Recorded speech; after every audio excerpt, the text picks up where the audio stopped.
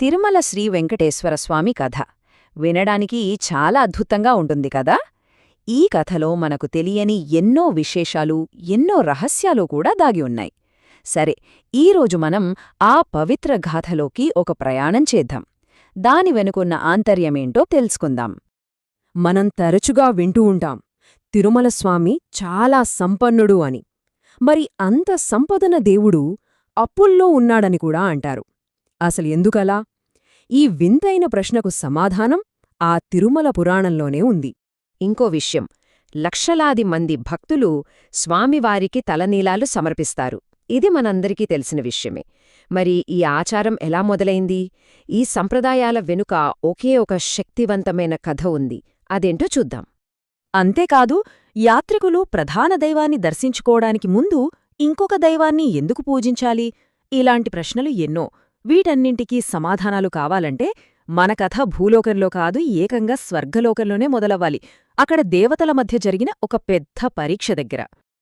కథ ఎక్కడ మొదలైందంటే, ఒకానొకప్పుడు భృగు మహర్షికి ఒక పెద్ద బాధ్యత అప్పగించబడింది. అదేంటంటే, త్రిమూర్తులైన బ్రహ్మ, శివుడు, విష్ణువు ఈ ముగ్గురులో ఎవరు గొప్పవారో తేల్చాలి. సరే, భృగు మహర్షి తన పరీక్ష మొదలుపెట్టాడు. ముందుగా బ్రహ్మ దగ్గరికి వెళ్తే ఆయన పట్టించుకోలేదు. దాంతో కోపమొచ్చి భూలోకంలో ఆలయాలు లేకుండా పోతాయని శపించాడు. తర్వాత శివుడి దగ్గరికి వెళ్లాడు. ఆయన కూడా పార్వతీదేవితో ఉండటంతో కేవలం లింగరూపంలోనే పూజలు అందుకుంటావని శాపం పెట్టాడు. ఇక చివరిగా విష్ణువు దగ్గరికి వచ్చాడు. ఆయన విశ్రాంతి తీసుకుంటుంటే ఏకంగా వక్షస్థలంపై తన్నాడు. కాని విష్ణువు ఏమాత్రం కోపగించుకోకుండా ఆ మహర్షిని గౌరవించాడు. భృగువు ముగ్గురు దేవుళ్లను పరీక్షించినా విష్ణువుతో జరిగిన ఈ సంఘటనే మొత్తం కథను మలుపు తిప్పింది. ఇక్కడే అసలు సమస్య మొదలైంది. శ్రీమహావిష్ణువు వక్షస్థలమంటే అది సాక్షాత్తూ లక్ష్మీదేవి నివాసం. తన నిలయానికి అంత అవమానం జరిగినా స్వామి ఏమీ అనకపోవడంతో లక్ష్మీదేవికి చాలా బాధ కలిగింది. నా ఇంటికి జరిగిన అవమానాన్ని మీరు సహించారు, నేనిక్కడ ఉండలేను అనుకుంటూ తీవ్రమైన మనస్తాపంతో వైకుంఠాన్ని విడిచి వెళ్ళిపోయింది. లక్ష్మీదేవి వెళ్ళిపోవడంతో విష్ణుమూర్తికి లోకమంతా శూన్యంగా అనిపించింది. తన ప్రియసఖి కోసం వెతుకుతూ ఆయన కూడా వైకుంఠాన్ని వీడి భూలోకానికి వచ్చాడు.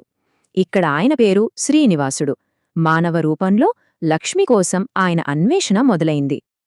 అలా చాలా కాలం వెతికి వెతికి అలసిపోయిన శ్రీనివాసుడు చివరకు తిరుమలలోని ఏడుకొండలపై స్థిరపడ్డాడు.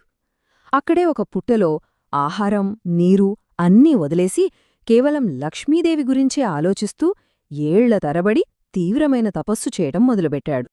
అయితే ఇక్కడొక ఆసక్తికరమైన విషయం జరిగింది. తపస్సులో ఉన్న శ్రీనివాసుడికి ఆహారమెలా? అప్పుడు శివుడొక ఆవుగా, బ్రహ్మ ఒక దూడగా మారారు.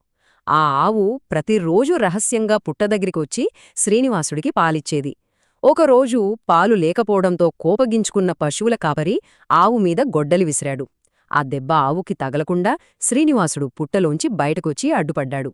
దాంతో ఆయన తలపైన పెద్ద గాయమైంది. ఆ గాయాన్ని ఒక గంధర్వకన్య నీలాదేవి చూసింది. స్వామివారి దివ్యరూపంపై ఆ మచ్చం ఉండటం చూసి తట్టుకోలేకపోయింది. వెంటనే తన జుట్టును కత్తిరించి ఆ గాయంపై ఉంచి దాన్ని కప్పివేసింది. ఆమె నిస్వార్థ భక్తికి శ్రీనివాసుడు ఎంతో సంతోషించి ఒక వరమిచ్చాడు. ఇకపై భక్తులు నాకు సమర్పించే తలనీలాలన్నీ నీకే చెందుతాయి అని. చూసారా, మనం ఈరోజు చూస్తున్న తలనీలాల సమర్పణ అనే ఆచారం వెనుక ఇంత పెద్ద కథ ఉంది. సరే, కథలో మరో ముఖ్యమైన ఘట్టం. భూలోకంలో ఉన్నప్పుడు శ్రీనివాసుడు ఆకాశరాజుకూతురైన పద్మావతిని చూస్తాడు. ఆమె ఎవరంటే, పూర్వజన్మలో స్వామి పెళ్లి చేసుకుంటానని మాట ఇచ్చిన ఒక ఆత్మ యొక్క పునర్జన్మనమాట. పాత వాగ్దానం ప్రకారం వాళ్ళిద్దరూ ప్రేమలో పడతారు, పెళ్లి చేసుకోవాలనుకుంటారు. కానీ ఇక్కడే ఒక కొత్త సమస్య వచ్చింది. శ్రీనివాసుడు ఒక సన్యాసిలా జీవిస్తున్నాడు. మరి రాజకుమారితో వైభవంగా పెళ్లి చెయ్యాలంటే సంపద కావాలి కదా. ఆయన దగ్గర ఏమీ లేదు. అప్పుడు తన ప్రేమను గెలిపించుకోవటానికి, ఆ ఇచ్చిన మాటను నిలబెట్టుకోవటానికి శ్రీనివాసుడు ఒక నిర్ణయం తీసుకున్నాడు. స్వర్గలోక కోశాధికారి అయిన కుబేరుడి దగ్గర అప్పు తీసుకోవాలని నిశ్చయించుకున్నాడు. ఆయన తీసుకున్న అప్పు అక్షరాల 14 లక్షల రామమూర్తి నాణేలు. ఈ రుణ ఒప్పందం మామూలుగా జరగలేదు.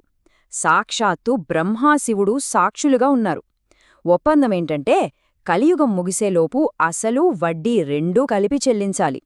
అందుకే ఇప్పటికీ భక్తులు హుండీలో వేసే ప్రతి పైసా ఆ స్వామివారి అప్పు తీర్చడానికే అని నమ్ముతారు.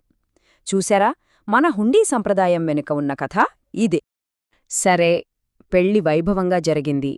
తర్వాత శ్రీనివాసుడు తిరుమల కొండలపైన తన నివాసం ఏర్పాటు చేసుకోవాలనుకున్నాడు. కాని అలా చేసుకోవాలంటే ముందుగా ఆ కొండకు అసలైన యజమాని దగ్గర అనుమతి తీసుకోవాలి కదా. ఆ కొండలకు అసలైన అధిపతి ఎవరంటే వరాహస్వామి. ఆయన కూడా విష్ణుమూర్తి అవతారమే, భూమిని రక్షించినవాడు. శ్రీనివాసుడు ఆయన్ని నివాసం కోసం స్థలమడిగాడు. అందుకు వరాహస్వామి అంగీకరించాడు. ఆ గౌరవంతో శ్రీనివాసుడేం చెప్పాడంటే, తిరుమలకు వచ్చిన భక్తులు ముందుగా వరాహస్వామిని దర్శించుకున్నాకే తనను దర్శించుకోవాలి అని. అందుకే ఇప్పటికీ మనం ఆ సంప్రదాయాన్ని పాటిస్తున్నాం. ఈ కథ తలనీలాల సంప్రదాయం, హుండీలో డబ్బు వేయడం వీటన్నిటికీ మూలం. కొంతకాలానికి శ్రీనివాసుడి పెళ్లి విషయం లక్ష్మీదేవికి తెలిసింది. ఆమెకు కోపం వచ్చింది. కాని శ్రీనివాసుడు పద్మావతి పూర్వజన్మకథ, తాను ఇచ్చిన వాగ్దానం గురించి వివరించటంతో ముగ్గురు మధ్య ఉన్న అపర్ధం తొలగిపోయింది. అందరూ సమాధానపడ్డారు. అంతా సవ్యంగా ఉంది అనుకుంటున్న సమయంలో ఒక అహంకారి అయిన రాజు దేవతలు ఏకాంతంగా ఉన్నప్పుడు అక్కడికి చొరబడ్డాడు. ఆ సంఘటనతో శ్రీనివాసుడు ఒక ముఖ్యమైన నిర్ణయం తీసుకున్నాడు. తన భక్తులను వదిలి వెళ్లకూడదు, కాని ఇలాంటి ఆటంకాలు మళ్లీ జరగకూడదు. అందుకే శ్రీనివాసుడు, లక్ష్మీ, పద్మావతి ముగ్గురు కలిసి ఒకే శిలావిగ్రహంగా మారిపోయారు. కలియుగం చివరి వరకు భక్తులను ఆశీర్వదించడానికి అక్కడే స్థిరపడ్డారు. అలా శ్రీనివాసుడు అంటే మన వెంకటేశ్వరస్వామి ఒక పవిత్ర విగ్రహంగా మారి భూలోకంలోని ఆ తిరుమల కొండలనే ఈ కలియుగానికి వైకుంఠంగా మార్చేశాడు. అందుకే తిరుమలను కలియుగ వైకుంఠమని పిలుస్తారు. చూసారా, ప్రేమ, రుణం, త్యాగం వీటన్నిటితో ముడిపడిన ఈ అద్భుతమైన కథ తిరుమలలో మనం పాటించే ప్రతి ఆచారం వెనుక ఉన్న అర్థాన్ని మనకు ఎంత చక్కగా వివరిస్తుందో ఒక్కసారి ఆలోచించండి. ఒక దైవిక వాగ్దానం వేల సంవత్సరాల పాటు నిలబడగలిగితే ఇక భక్తుడి ఒక్క విశ్వాసం ఎంత శక్తివంతమైనదో కదా.